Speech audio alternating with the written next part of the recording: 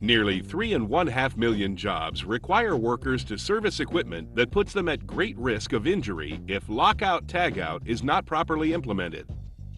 Lockout Tagout refers to specific practices and procedures to safeguard employees from the unexpected energization or startup of machinery and equipment, or the release of hazardous energy during service or maintenance activities.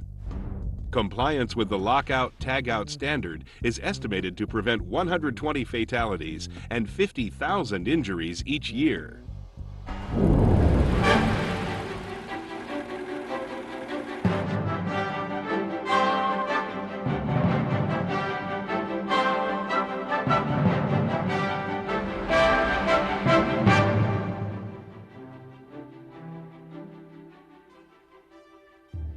The Lockout Tagout standard applies to all employees who work with or are around machines that may need to be serviced or maintained.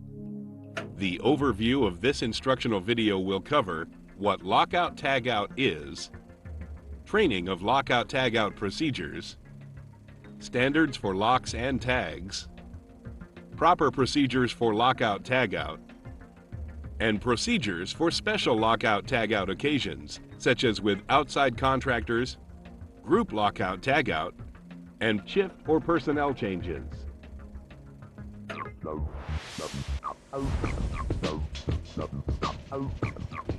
Lockout Tagout is a set of safety procedures designed to reduce the risk of injury due to accidental activation of machinery or energizing of electrical systems during servicing or maintenance.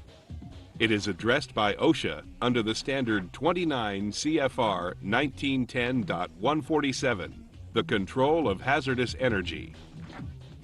Lockout Tagout is required to ensure that before any employee performs any servicing or maintenance on a machine or equipment where the unexpected energizing, startup, or release of stored energy could occur and cause injury, the machine or equipment shall be isolated from the energy source and rendered inoperative. OSHA estimates that the Lockout Tagout standard protects an average of 3.3 million employees each year at 1 million firms, and that it has reduced fatalities from unexpected activation of machinery at facilities in the automobile and steelmaking industries by 20 to 55% in the years since promulgation.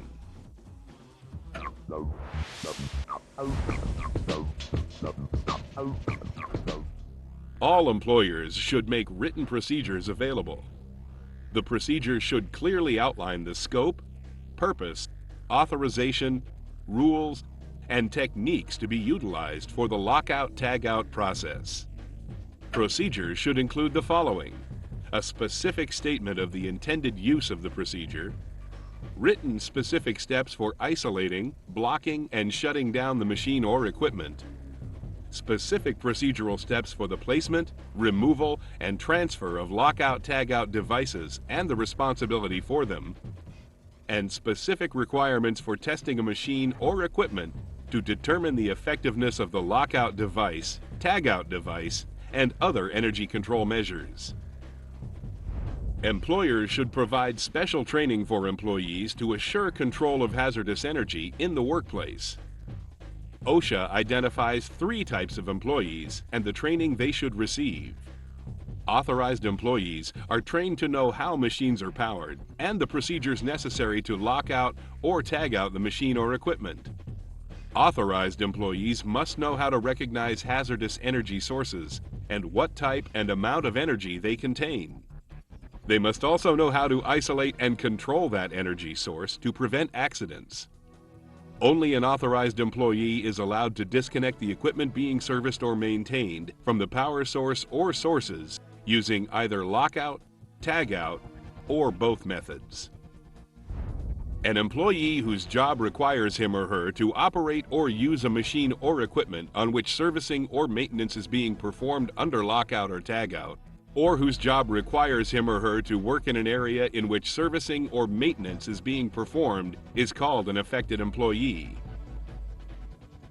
They must know the purpose and procedures for energy control to fully understand the importance of not using a machine that is locked out or tagged out, An affected employee becomes an authorized employee when that employee's duties include performing service or maintenance covered under this standard. Employees who work in areas where the energy control procedures are used, but are not a part of the process, are termed other employees. It is important for them to understand lockout tagout rules and to not attempt to re-energize machines that are locked out or tagged out. They also need to learn the limitations of the tagout devices. It is important that all employees follow the central rule. No one should ever try to start equipment that is locked out or tagged out. Employees should be retrained when their job assignments change, the machines change, equipment or process creates new hazards, and when energy control procedures change. An employee is also required to be retrained if during an inspection he or she doesn't appear to follow or fully understand the procedure. Inspection of the lockout tagout energy control procedure by the employer is required at least once a year. The person conducting the inspection must not be involved in using the specific energy control procedures that are being inspected. During the inspection, the employer or authorized employee checks to see if all employees are following the lockout tagout procedure. The inspector reviews lockout responsibilities with all authorized employees.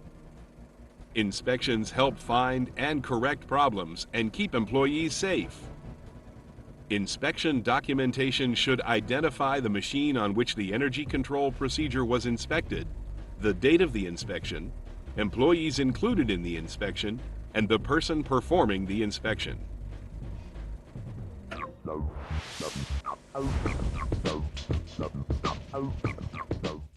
The locks used for a lockout procedure must meet certain criteria. The locks can either be keyed or combination. Locks cannot be used for any other purpose. The locks must be durable enough for the heat, cold, humidity, or corrosiveness of the environment in which they will be used. Every lock used for the lockout procedure must be standardized within the facility in at least one of the following criteria: color, size, or shape. Locks must be strong enough that they cannot be removed without heavy force or tools like bolt cutters. Each lock must identify the name of the employee who installs it. The tags for a tagout procedure must meet similar requirements. Each tag must have the same print and format throughout the facility. The tags must be easy to read and understand, even if used in corrosive, dirty, or damp areas. Tags must be tough enough that they cannot be removed easily. A nylon cable must be used to attach each tag. The cable cannot be reusable. It must be able to be attached by hand. The cable must be self-locking, and it must be able to withstand 50 pounds of pressure before release. Tags don't lock out energy, but only warn of the dangers. Tagout devices should include a legend such as "Do not start," "Do not open," "Do not close," "Do not energize," and "Do not operate." The installer's name must be located on the front of the tag.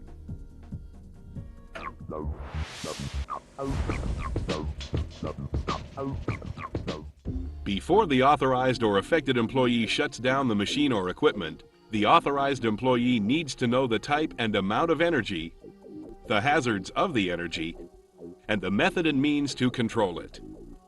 The machine will then be shut down according to the procedures required by the manufacturer.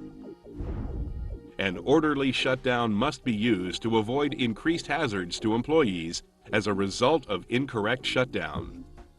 All energy the machine utilizes will then be located and isolated from their sources. The lockout tagout device can then be placed on the energy isolation device by the authorized employee. The lockout device should lock the energy isolation device in the safe or off position. If the isolation device is not capable of being locked out, then the use of a tag is required. The tag should be placed as close as safely possible to the device so it will be immediately obvious to anyone trying to activate the machine or equipment. Tagout devices are also permissible when the employer can safely prove that the tagout device will provide employee protection equal to the lockout device. the tag must be placed at the same point the lockout device would have been attached. The tagout device must clearly prohibit anyone from activation of the machine or equipment. Stored energy must be released, disconnected, restrained, and rendered safe. These energy sources include electrical, pneumatic, hydraulic, mechanical, thermal, chemical, and the force of gravity. Before starting work on the machine that has been locked out or tagged out, the authorized employee should verify that the isolation of the machine or equipment has been achieved. Before any locks and tags can be removed from isolation devices, the authorized employee must follow procedures set forth by OSHA. The authorized employee must make sure that tools are removed from the machine or equipment and all components are operational. All employees should be at a safe distance from the machine or equipment. Each lockout tagout device should be removed by the employee who applied the device. If the employee who applied the lockout tagout device is not present, the device can be removed under the direction of the employer. The procedure to follow in the case of an absent authorized employee is as follows. The employer needs to verify that the employee is absent from the facility. Reasonable efforts to contact the employee about the lockout tagout removal needs to be made. And the absent employee will need to be informed that their lockout tagout device was removed before they return to work.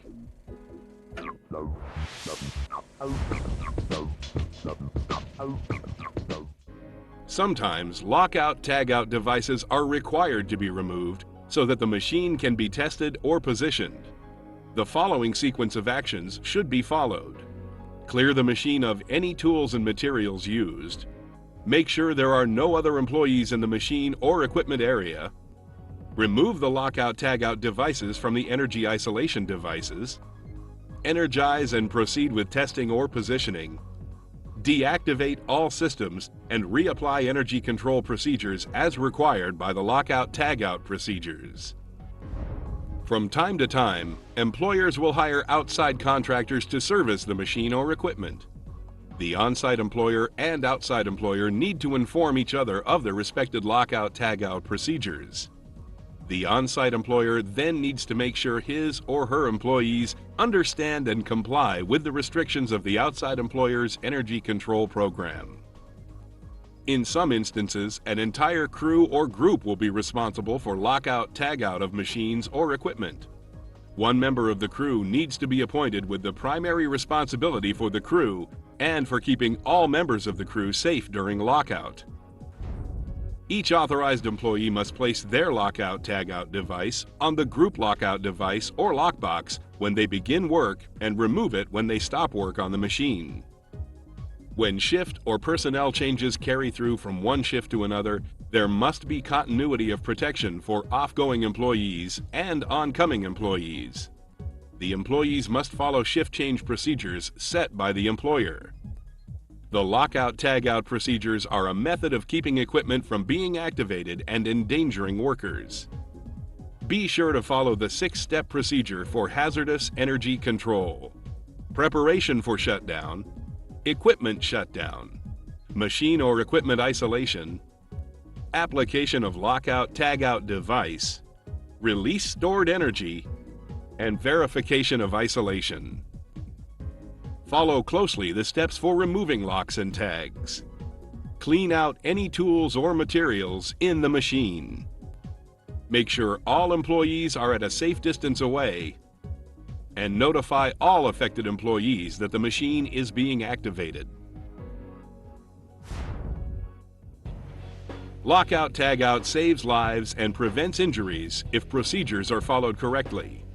Never take shortcuts when it comes to the safety of yourself and others, especially when working with hazardous energy sources.